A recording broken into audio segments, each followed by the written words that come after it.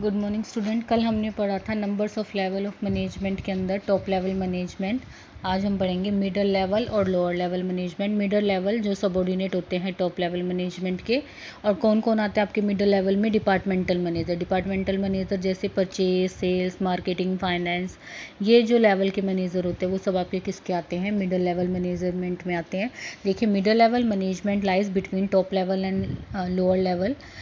Under this divisional head, divisional departmental head, deputy departmental head, plant superintendent और functional manager include किए जाते हैं। तो आपसे क्वेश्चन ये भी पूछा जा सकता है कि मिडल लेवल मैनेजमेंट में कौन कौन सी अथॉरिटी काम करती है, तो आपको इनके नाम लर्न करने हैं। उसके आगे फिर इनके फंक्शंस बताए गए हैं कि मिडल लेवल मैनेजमेंट के क्या क्या काम होते हैं। पॉलिसीज़ बनाने का काम किसका है? टॉप लेवल मैनेजमेंट का।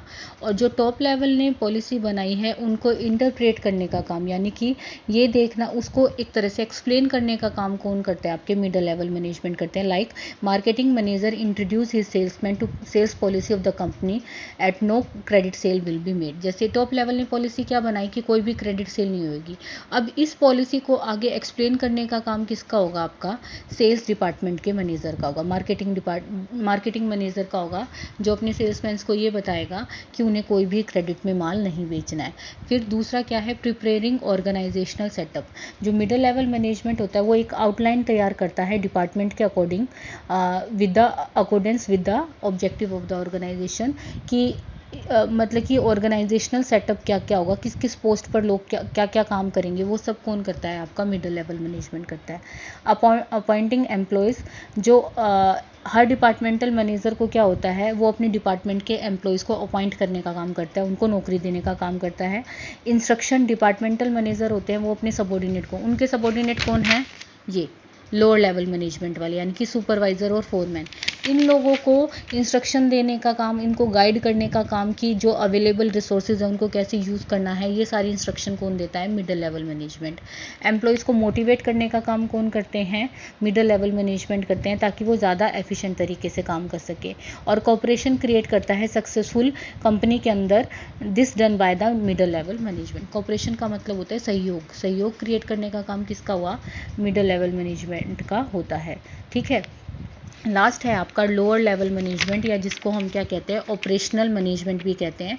और इसमें कौन आते हैं? सुपरवाइज़र और फोरमैन। सुपरवाइज़र और फोरमैन वो पर्सन होते हैं जो प्लेटफॉर्म एरिया के वर्कर्स से क्या होते हैं? डायरेक्टली कनेक्ट होते हैं, क्योंकि एक्चुअल में वर्क एरिया पर कौन काम करते हैं? वर्कर्स काम करते हैं। तो सुपरवाइज़र का काम क्या होता है? सबसे फर्स्ट है इसके अंदर सुपरवाइज़र और फोरमैन इंक्लूड किए जाते हैं। फर्स्टली इसमें सबमिट किया जाता है वर्कर्स की ग्रीवेंसेस को, यानी कि इसके अंदर जो उनकी शिकायतें होती हैं, उन शिकायतों को बताने का काम किसका होता है? लोअर लेवल मैनेजमेंट का।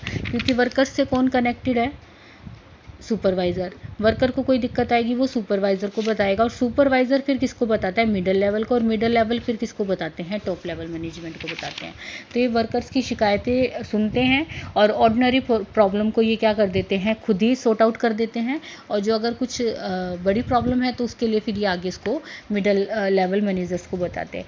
ये देखते हैं कि प्रॉपर वर्किंग एनवायरनमेंट वर्कर्स को मिल रहा है या नहीं, यानी कि एनवायरनमेंट, इलेक्ट्रिसिटी सही से है या नहीं, वाटर अरेंजमेंट है या नहीं, वेंटिलेशन का, क्लीनिनेस का ध्यान रखते हैं। ये इंश्योर करते हैं वर्कर्स की सेफ्टी, क्योंकि वर्कर्स की सेफ्टी बहुत ज़्यादा इंपॉर्टेंट है। तो ये देखते हैं कोई भी ऐसी ना हो जिससे एक्सीडेंट होने के चांसेस हो।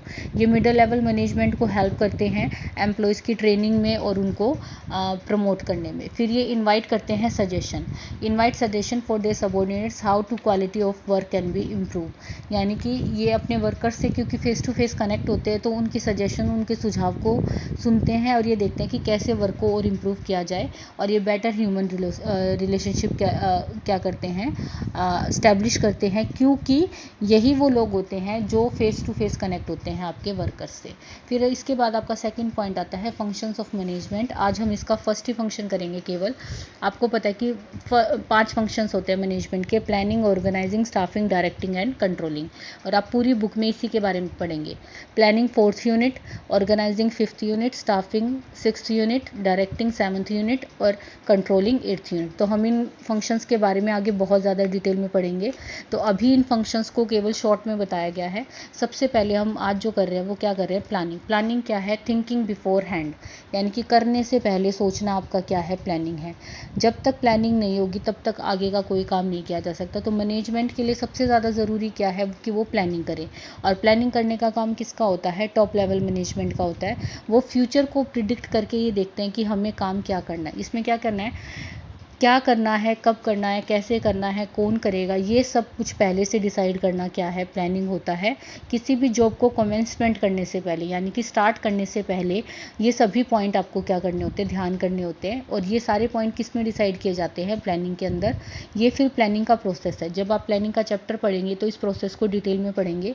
अभी केवल इनकी हेडिंग्स है।